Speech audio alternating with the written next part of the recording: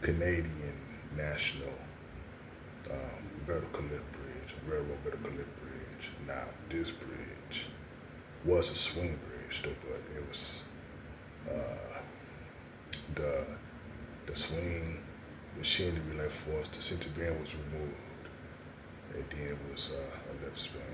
See, it was built in 1894 as a swing bridge, right? The Gills Landing Bridge consisted of a single track, 160-foot plank girder swing bridge that rotated on a circular pivot pier. The swing span was completed in 1894. The pier is protected upstream and downstream timber frame and everything, right? So, but let me show you the actual bridge, though, right? Mechanism. You see, look at that actual bridge, right? And it says downstream, the timber frame protected piers. When it's closed position, the span rests on the rest piers.